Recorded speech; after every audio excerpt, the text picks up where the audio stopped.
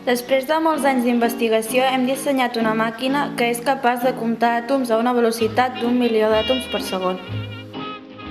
La mina del llapis és de grafit i està formada per àtoms de carboni. Limem la mina del llapis i n'extraiem un polsim de 12 grams.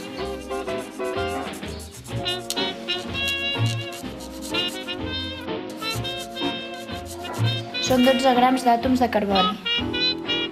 Introduïm aquest polsim a la nostra màquina.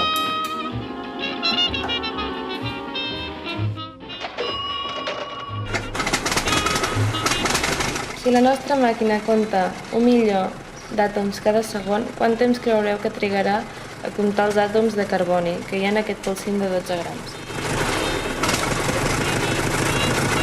Quan creus que trigarà la màquina a comptar els 12 grams de carboni?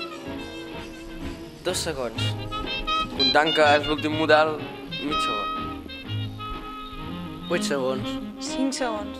7 segons. 1 minut. 2 minuts. 5 minuts. 6 segons. 2 minuts. Jo crec que tardaria 12 segons perquè hi ha 12 grams. Pues jo crec que tardaria més o menys una hora. Jo crec que serien 4 minuts.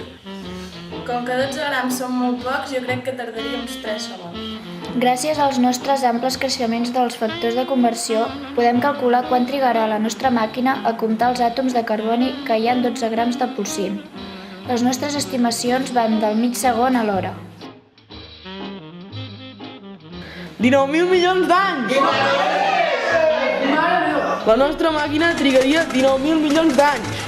Si la nostra màquina compta 1 milió d'àtoms cada segon, això vol dir que en 12 grams de grafit hi ha molts àtoms i que aquests han de ser molt i molt petits.